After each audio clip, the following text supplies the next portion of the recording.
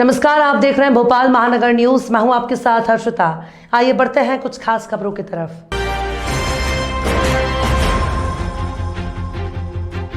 मध्य प्रदेश में पुरानी पेंशन योजना लागू करने को लेकर पूछे गए एक सवाल को लेकर विधानसभा में जमकर हंगामा हुआ। कांग्रेस के विधायक और पूर्व मंत्री सज्जन सिंह वर्मा के सवाल के जवाब में वित्त मंत्री जगदीश देवड़ा ने अपने उत्तर में बताया कि मध्य प्रदेश में पुरानी पेंशन योजना लागू करने का कोई मामला विचाराधीन नहीं है। सरकार के जवाब से असंतुष्ट कांग्रेस के विधायकों ने आक्रामक तेवर अपनाते हुए इस मुद्दे को लेकर हंगामा शुरू कर दिया। हंगामे के दौरान सज्जन सिंह वर्मा ने सरकार को कर्मचारी विरोधी ठहराया। जल संसाधन मंत्री तुलसी सिलावट ने कांग्रेस को नकारात्मक पार्टी बताया और हर मुद्दे पर हंगामा करने का आरोप लगाया। कांग्रेस के पूर्व मुख्यमंत्री कमलनाथ ने पुरानी पेंशन योजना लागू नहीं करने को कर्मचारियों के साथ अन्याय बताया। उन्होंने सरकार पर कर्मचारियों की कोई सुनवाई नहीं होने का आरोप लगाया। उन्होंने कहा कि मध्य प्रदेश में कांग्रेस की सरकार बनने पर पुरानी पेंशन योजना लागू की जाएगी।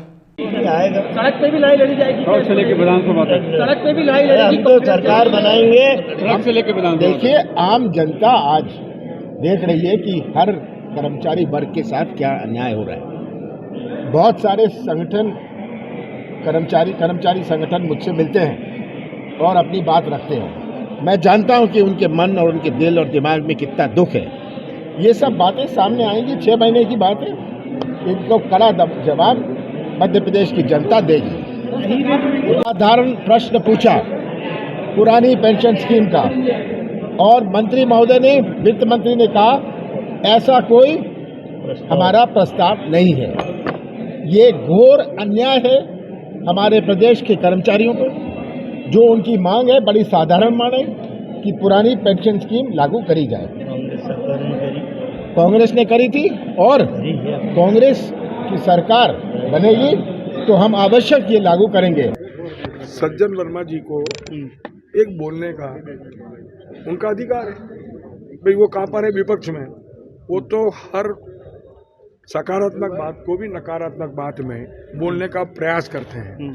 कांग्रेस पहले ये तो तय करेगा उनका नेतृत्व कौन कर रहा है। कमलनाथ जी कर रहे हैं, सज्जन वर्मा जी कर रहे हैं, कि जीतू पटवारी कर रहे हैं, कि बाला बच्चन कर रहे हैं, कि विजय लक्ष्मी साहब। भारतीय दंड संहिता 1896 में उपयोग होने वाले उर्दू शब्दों को हटाकर हिंदी शब्दों को शामिल करने की मांग को लेकर लाए गए अशासकीय संकल्प पर विधानसभा में जमकर हंगामा हुआ।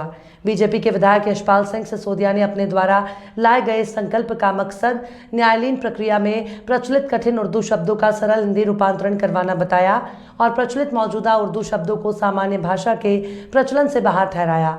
अशासकीय संकल्प का विरोध करते हुए कांग्रेस ने भारतीय जनता पार्टी पर जानबूझकर देश में वैमनस्य फैलाने और भाईचारा बिगाड़ने का आरोप लगाया। मुख्य विपक्षी दल ने कहा, जनता की भलाई काम करने की जगह समाज को बांटने का काम करने वाले बीजेपी का वो पुरजोर विरोध करेगी। देखिए नरेंद्र मोदी ने एक सूत्र दे रखा है पूरे भारत के भाजपाइयों को कि सड़कों के नाम बदलो, इमारतों के नाम बदलो, ऐसा कृत्य करते रहो कि हिंदू और मुसलमान बटे रहें, ये भारत एक ना हो पाए। इसी जहर को काटने के लिए हमारे नेता राहुल गांधी ने कन्याकुमारी से कश्मीर तक भारत जोड़ो यात्रा की। ये जहर है। अभी एक कई मसले हैं।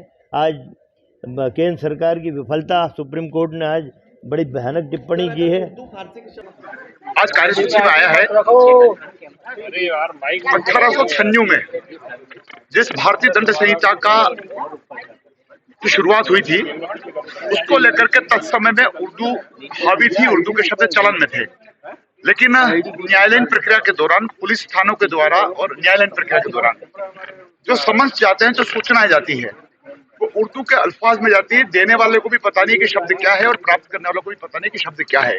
इसलिए इन शब्दों को परिवर्तित करने को लेकर के जो सेंट्रल का मामला, केंद्र से संबंधित मामला है, इसलिए मैं सदन से अनुरोध करूंगा कि मेरा जो प्रस्ताव है, मेरा जो अशासकीय संकल्प है, उसको सर्वानुमति से पारित करते हुए वो जो 1896 की जो शब्दावली है, उस शब्दावली को बदलते हुए हिंदी में उसको रूपांतरित किया जाना चाहिए। मेरा आज का विषय है। राजधानी भोपाल में कड़ी सुरक्षा का दावा करने वाली भोपाल पुलिस की अक्षमता का अंदाजा मध्य प्रदेश कांग्रेस के मीडिया विभाग के अध्यक्ष के मिश्रा के सरकारी निवास पर दिन दहाड़े चोरी होने से लगाया जा सकता है।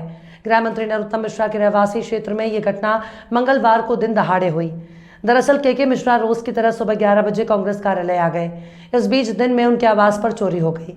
के मिश्रा का परिवार इंदौर में ही रहता है, जिससे उनके पास भोपाल में बहुत अधिक सामान नहीं है। जैसे ही चोरी की सूचना के मिश्रा को मिली, उन्होंने तत्काल हबीबगंज थाने पहुंचकर इसकी शिकायत दर्ज कराई। चोरी की सूचना मिलते ही वरिष्ठ पुलिस अधिकारियों के साथ पुलिस डॉग स्क्वाड उनके आवास पर पहुंचे।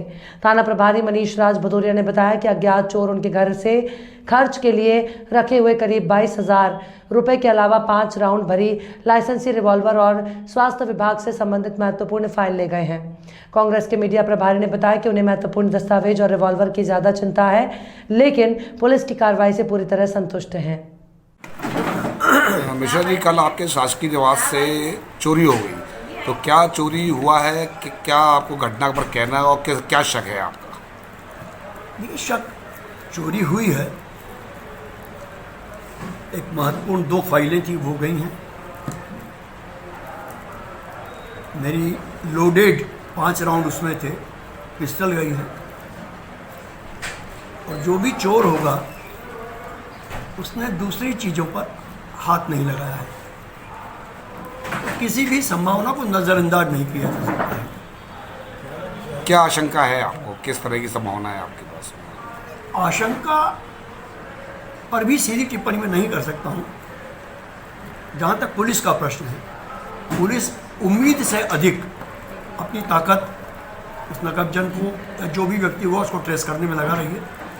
मुझे पुलिस से कोई शिकायत नहीं है। अच्छा, एक सवाल और कि चोरी हुई है कि चोरी करवाई गई है, क्या कहना है? उस चोरी को मानसिक तौर पे मुझे विभाजित इसलिए होना पड़ रहा है। मध्य प्रदेश विधानसभा में आज सत्ता पक्ष और विपक्ष के बीच में इस साल विधानसभा चुनाव के बाद बनने वाली नई सरकार को लेकर मजेदार नोकझोंक हुई।